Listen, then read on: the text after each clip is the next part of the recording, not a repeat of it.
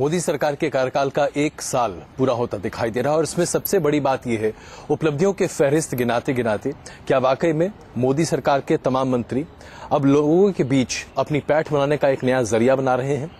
जितेंद्र सिंह जी, वरिष्ठ मंत्री, इस वक्त हमारे साथ मौजूद हैं। आपका बहुत स्वागत है। उपलब्धियां गिनाने में अब सरकार कोई कमी नहीं छोड़ रही। प्रेस कॉन्फ्रेंसेस हो रहे हैं, तमाम रैलियों की बात की जाती है, जन जागरण अभियान की बात की जाती है। क्या वाकई में ये आवश्यक है? देखिए, ऐसा है कि एक ऐसे युग में से हम गुजर रहे हैं जो प्रचार माध्यम का युग है, और कई एक ऐसी उपलब्धियां होती हैं कि यदि आप अपनी पीठ ना थपथपाएं, यदि छत के ऊपर ऊंची आवाज में ना कहें तो दूसरे नहीं कहेंगे। विपक्ष वाले तो आपके अच्छे काम को भी बुरा दर्शाने के प्रयास में लगे हैं। आपके हिसाब से, क्योंकि उपलब्धियों की एक बहुत लंबी लिस्ट है, वित्त मंत्री जी ने अपने प्रेस कॉन्फ्रेंस से सामने भी रखा और सारी बातें सामने आ रही हैं। लेकिन अगर मैं इससे जरा उलट दूं, आपसे ये जानना चाहूं, ऐसी एक कौन सी चीज है जो आपको लगता है कि अगर आपकी सरकार ने किया होता तो बड़ा बेहतर होता? कोई ऐसी चीज जो आपको लगता है जहां आप ठीक तरीके से कदम आगे नहीं बढ़े और सारी बातें सामने आ रही हैं। लेकिन अगर मैं इससे जरा उलट दूं, आपसे ये जानना चाहूं, ऐसी एक कौन सी चीज है जो आपको लगता है कि अगर आपकी सरकार ने किया होता तो बड़ा बेहतर होता? कोई ऐसी चीज जो आपको लगता है जहां आप ठीक तरीके से कदम आगे नहीं बढ़ा पाए? मैं समझता हूं कि हमारी सरकार, चूंकि अधिकतर समय हम विपक्ष में रहे, 60-65 वर्षों में से अधिकतर समय कांग्रेस का राज रहा या दूसरे दलों का, हमें अवसर नहीं मिला। हम संघर्ष करते रहे और ऐसे संगठन के साथ हमारा संबंध है जो सदा एजिटेशनल मोड में रहे। इसलिए हमने खुद झेला है, खुद भोगा है। हमें व्यक्तिगत अनुभव है उन तमाम तकलीफों का, उस सारी वेदना का जो भारत की जनता जिसमें से गुजरी है।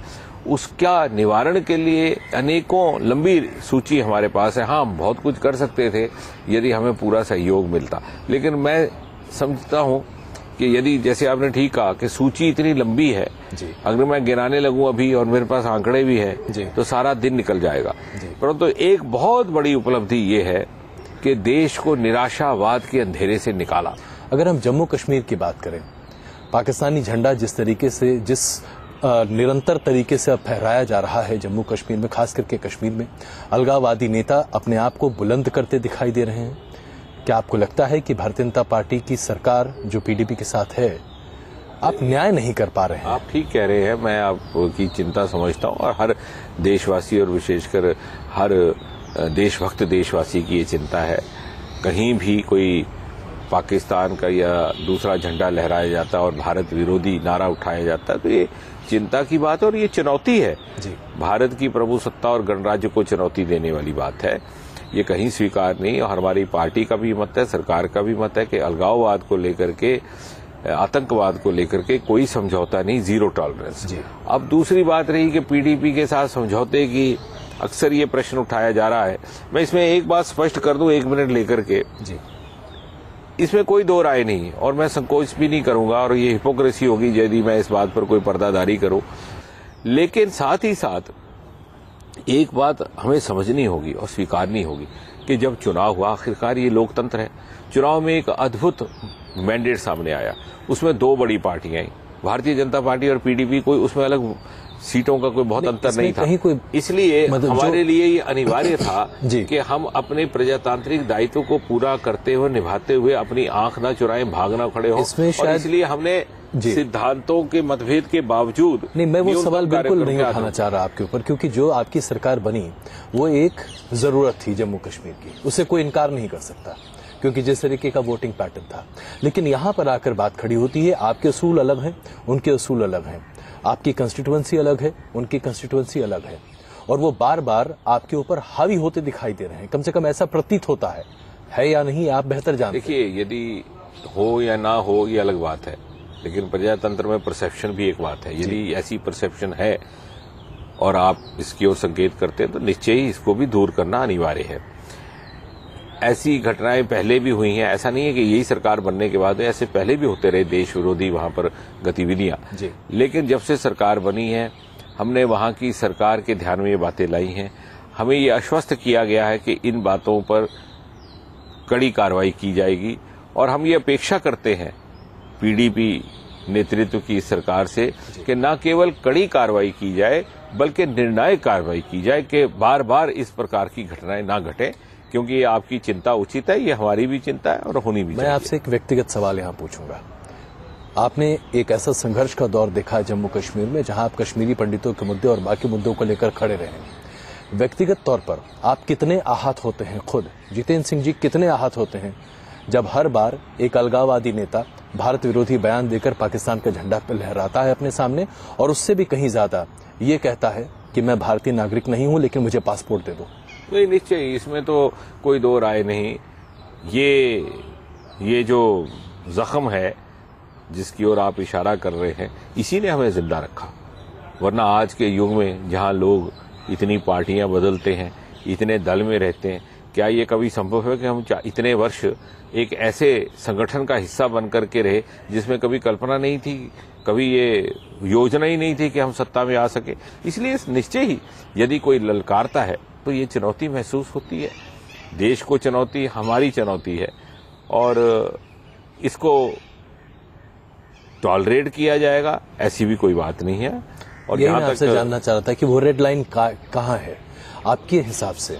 वो रेड लाइन कहाँ है कि आखिरकार पीडीपी क्या कर जाएगी कि आप कहेंगे अब बहुत हुआ, सरकार जाती है तो जाए, कोई फर्क नहीं ऐसा क्वांटिफिकेशन करना तो उचित भी नहीं और मेरा दायित्व भी नहीं, मेरा प्रेरोगेटिव भी नहीं कि हमारी पार्टी एक संगठनात्मक पार्टी है, इसका एक ढांचा है, हमारा एक नेतृत्व है, संगठन का नेतृत्व है, राष्ट्रीय अध्यक्ष हैं, फिर प्रभारी रहते हैं, फिर ऐसा एक व्यवस्था है जो इन सारी बातों का ध्यान रखती है, इन नजर रखती है, निर्णय करती है। हर व्यक्ति की जिम्मेवारी बटी हुई है, मेरी जिम्मेवारियों में नहीं आता कि मैं इस पर आखिरी निर्णय दूं, परंतु एक कार्यकर्ता होने के नाते मैं ये अवश्य कहूंगा कि ये चिंता व्यक्त की गई है पीडीपी के नेतृत्व को और बड़ी मजबूती के साथ की गई और उन्होंने हमें आश्वस्त किया है कि वो जल्द ही इस पर अपने कार्रवाई करके परिणाम दिखाएंगे। और हमें अपेक्षा है कि जैसा मैंने कहा कि न केवल कड़ी कार्रवाई करें बल्कि निर्णायक कार्रवाई करें ताकि बार बार इस तरह से हमें और आपको आहत न होना पड़े। मंत्री के तौर पर नहीं बल्कि एक नागरिक के तौर पर एक छोटा सा जवाब इस सवाल का मैं आपसे चाहूंगा।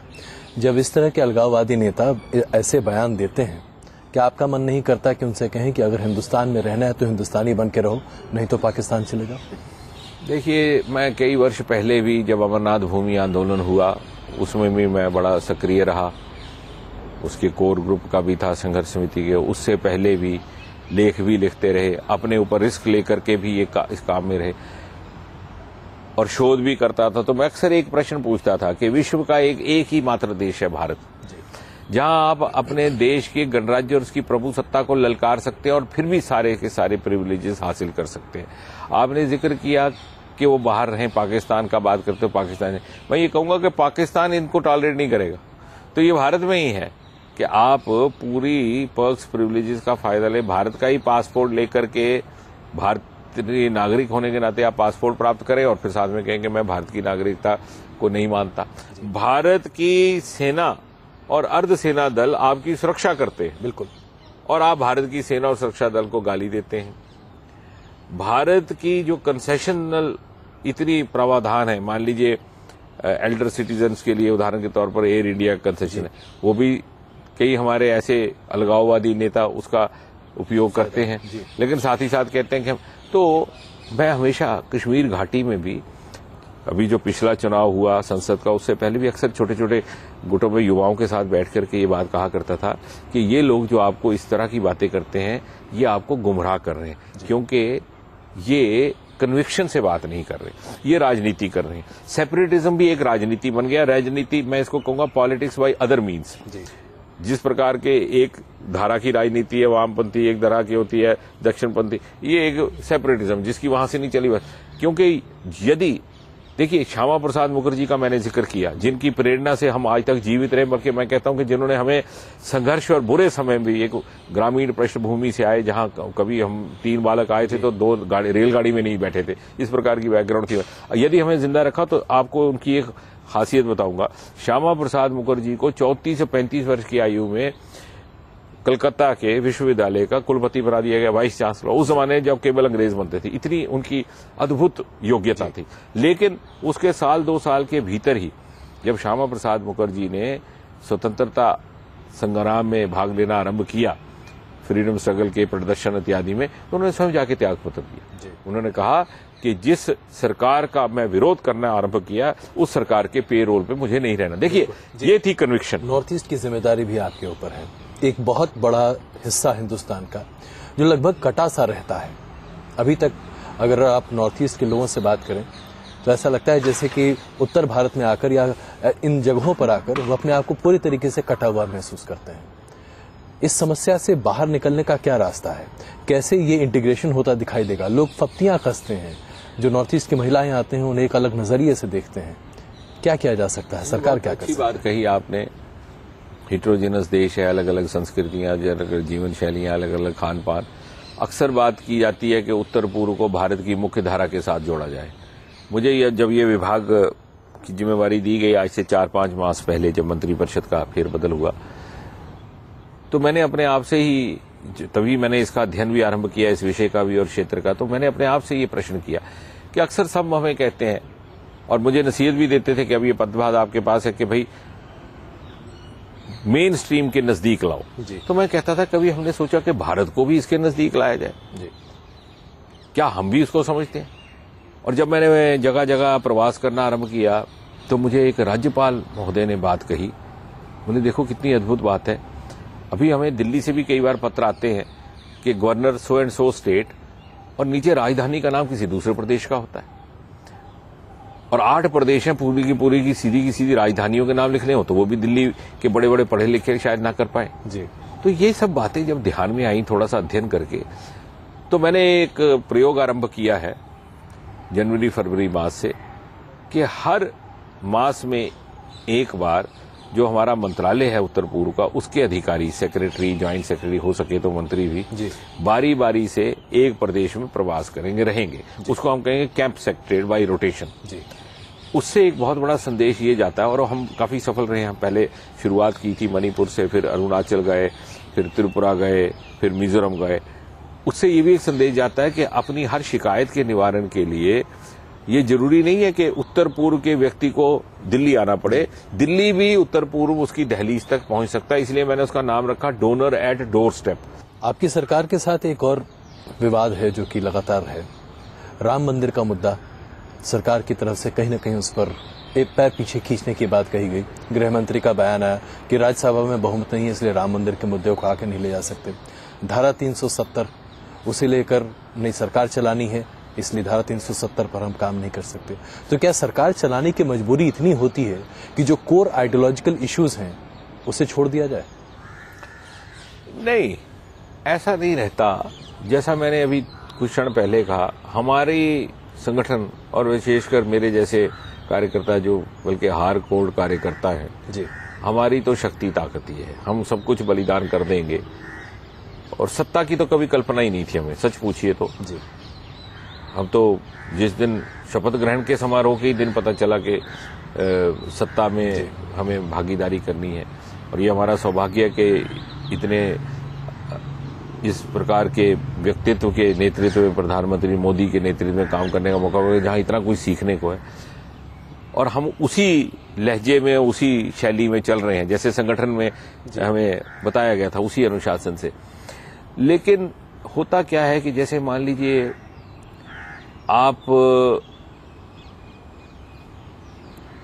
यहां से उठ करके दक्षिण में चले जाते हैं, मौसम बदल जाता है तो आप कमीज उतार लेते हैं, पसीना होता है तो 3 बार स्नान कर लेते हैं।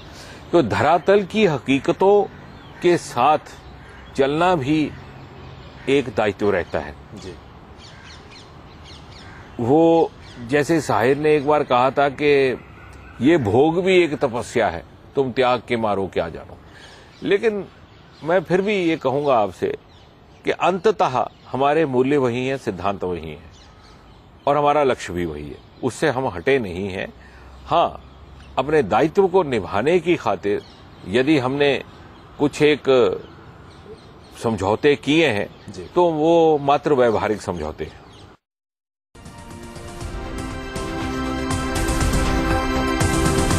मोदी जी के आप जितने करीब हैं, शायद बहुत कम लोगों के पास ये वक्त और शायद प्रिविलेज है कि आप उन्हें काम करते और तमाम चीज़ें देख सकें। मैं आपसे जानना चाहूँगा, अगर आप मोदी जी के व्यक्तित्व, उनके कार्यशैली के बारे में बताना चाहें, कैसे काम करते हैं वो, लोग जानना चाहते हैं। क्योंकि एक तरफ एक छवि बना दी गई है कि बड़े डिक्टेटोरियल हैं, हर चीज को अपने तरीके से चाहते हैं। मैंने अगर अंग्रेजी की कहावत का इस्तेमाल करूं तो इट्स माई वे और नो वे। तो क्या मोदी जी ऐसे हैं? मैं आपको और बात कहूंगा जी, ये तो चलिए हमारा सौभाग्य है कि हमें इस दायित्व पे काम करने का मौका मिला है, लेकिन राजनीति से हट करके भी मैं कहता हूं, मैं अक्सर ये बात कहता हूं कि ये एक बहुत बड़ा सौभाग्य है जी, इस प्रकार के प्रधानमंत्री के नेतृत्व में काम करना। इसलिए कि नहीं कि वो नरेंद्र मोदी जी, इसलिए मैं कह रहा हूं, देखिए वो एक तो स्वयं भी परिश्रमी है, फोकस्ड है, जी, काम करने में विश्वास रखते हैं और आपसे भी ये अपेक्षा करते हैं कि आप पूरी लगन, ध्यान और फोकस के साथ अपना काम करें। उससे बड़ा लाभ रहता है। ये जो व्यर्थ का समय गुजर जाता है सलाम दुआ करने में, जी, अक्सर कोई बॉस को जाके करता, वो उसका चलन नहीं रहता। वो स्वयं भी अपेक्षा नहीं करते और बल्कि वो चाहेंगे कि आप इसके बजाय काम करिए। एक तो ये। दूसरा, हर समय वो सोचते हैं, आइडियाज के साथ वो इनोवेशन कर रहे हैं। उस लिहाज से मैं जैसे कह रहा था कि he is a great resource person. जी, अब जैसे मान लीजिए, अब मैंने उत्तर पूर्व का विभाग है मेरे पास, तो उत्तर पूर्व का विभाग या कोई उसका विषय होगा तो मुझे एक ग्रुप बनाना पड़ेगा, या कोई और विभाग होगा। वो स्वयं में एक थिंक टैंक भी है, रिसोर्स पर्सन भी है। वो तुरंत आपको कुछ इनपुट्स भी दे देंगे। जहां आपसे थोड़ा सा लग रहा होगा कि आपकी थोड़ी सी दिशा में थोड़ा सा फर्क आ रहा है, वहां आपको टोक भी देंगे। जी, और सो अलर्ट जी, 24 आवर्स। मैं कह रहा हूं इससे बड़ा हमें रिसोर्स पर्सन और कहां मिलेगा। आप इसी से अंदाजा लगाइए कि नेपाल में जब भूकंप आता है तो नेपाल के प्रधानमंत्री, जो स्वयं अपने देश में उस समय नहीं थे, वो ये कहते हैं कि मुझे प्रधानमंत्री जी के, और उस दिन मैं उनके कक्ष में गया हूं तो उन्होंने मुझे बोले आपके चुनावी क्षेत्र में बस की दुर्घटना हो गई है। तो मैं कहता हूं कि वो प्रधानमंत्री क्या है, वो तो हमारे लिए एक तरह का रिसोर्स पर्सन है। इतने बड़े हमारे लिए एक प्रेरणा का भी स्रोत है, जानकारी का भी स्रोत है और मार्गदर्शन का स्रोत है, और 24 घंटे उपलब्ध है। मुझे किसी ने पूछा कि कितने घंटे काम करते हैं। मैं अगला सवाल यही पूछने वाला था आपसे कि आपके बॉस कितने घंटे मंत्रिमंडल में बैठे रहते हैं? मुझसे कल ये पूछा गया जी कहीं, तो मैंने कहा कि इसका मैं केवल इतना ही उत्तर दे सकता हूं कि जब भी उनको देखा काम करते देखा। और उससे जी, हमारे अंदर भी एक प्रेरणा आती है और एक चैलेंज, चुनौती है कि हम ऐसा तो नहीं आप ऑफिस पहुंचे उससे पहले मोदी जी पहुंचे रहते हैं, आप निकले उसके बाद निकलते हैं? देखिए, अब क्योंकि प्रधानमंत्री का ऑफिस बैठना नहीं बैठना तो ऐसा नहीं रहता, क्योंकि वो तो 24 घंटे काम पर हैं। लेकिन वो जहां भी हैं काम पर हैं, चाहे एक ऑफिस में बैठे हैं, अपने दूसरे ऑफिस में बैठे हैं, या वो प्रवास पर हैं, और निरंतर उनका माइंड कहीं ना कहीं किसी फोकस पर चल रहा है। हर बात का वो अध्ययन करते रहते हैं, हर चीज को ऑब्जर्व करते रहते हैं, नए नए इनपुट्स लेते रहते हैं, नए नए आइडियाज के साथ एक्सपेरिमेंट करने का उनका रुझान है। साइंटिफिक, नेचुरल साइंटिफिक टेम्पर है। देखिए, जो हमारा वो भी चूंकि विभाग हमारे ही साथ है, स्पेस का, जो मंगलयान का हुआ, जो सैटेलाइट का हुआ, ये उनकी कल्पना थी। सबसे पहली बार जब हम 30 जून को वहां गए हैं तो इन्होंने कहा कि क्यों ना ऐसा हो कि सार्क सैटेलाइट, जी देखिए, ये उनकी तरफ से आया, वैज्ञानिकों की तरफ से नहीं आया।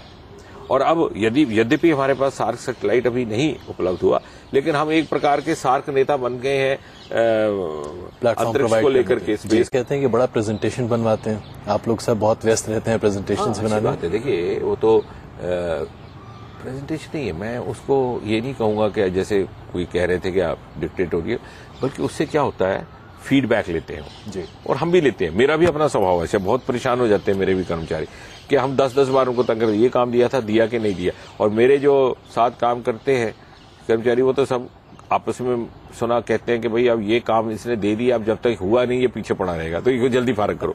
एक आखिरी सवाल मोदी जी से ही संबंधित आपसे पूछूंगा।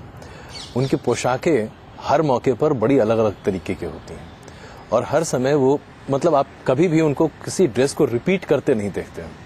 लोगों में ये बड़ा कौतूहल है, जब भी हम लोगों से बात करते हैं हर कोई ये जानना चाहता है कि मोदी जी इतने अप्रोप्रिएटली ड्रेस्ड कैसे होते हैं? कोई डिजाइनर हमेशा उनके साथ रहता है क्या? देखिए, जो व्यक्ति बुद्धिमान होता है, इंटेलेक्चुअल होता है सही माने में, वो उसकी बुद्धि की झलक हर जगह दिखाई देती है।